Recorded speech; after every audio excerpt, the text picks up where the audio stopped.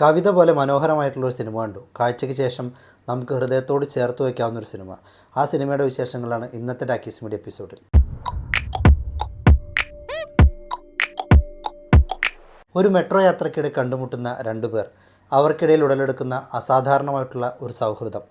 കുട്ടിക്കാലത്തെ ഒരു ദുരനുഭവമാണ് ഇരാവതി ട്രെയിൻ യാത്രകൾ ഭയപ്പെടുന്നതിൻ്റെ കാരണം.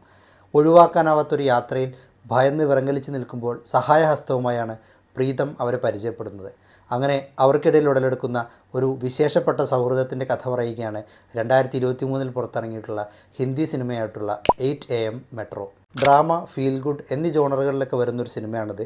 ഒരു തെലുഗു നോവലിനെ അടിസ്ഥാനമാക്കി രാജ് രജകൊണ്ടയാണ് ഈ ചിത്രം സംവിധാനം ചെയ്തിരിക്കുന്നത്.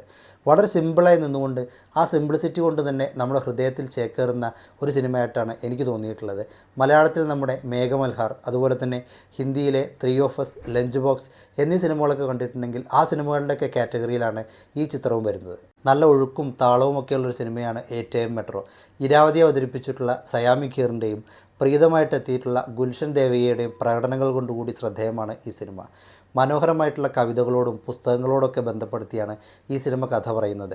ജീവിതത്തിൽ സന്തോഷമായിട്ടിരിക്കുന്നതിൻ്റെയും നമ്മളോട് ചേർന്ന് നിൽക്കുന്നവരെ തിരിച്ചും ചേർത്ത് പിടിക്കുന്നതിൻ്റെയും ഒക്കെ രസതന്ത്രത്തെക്കുറിച്ചുകൂടി സംസാരിക്കുന്ന ഒരു സിനിമയാണിത്. തീർച്ചയായിട്ടും ഈ ചിത്രം നിങ്ങൾക്ക് ഇഷ്ടപ്പെടും. ഈ സിനിമ ZEE5 OTT പ്ലാറ്റ്ഫോമിലും സീ സിനിമ യൂട്യൂബ് ചാനലിലും ലഭ്യമാണ്. യൂട്യൂബ് ലിങ്ക് ഞാൻ എൻ്റെ കമൻറ്റ് ബോക്സിൽ പിൻ ചെയ്ത് വെച്ചേക്കാം. മറ്റൊരു സിനിമയുടെ വിശേഷവുമായിട്ട് നമുക്ക് വീണ്ടും കാണാം. നന്ദി, നമസ്കാരം.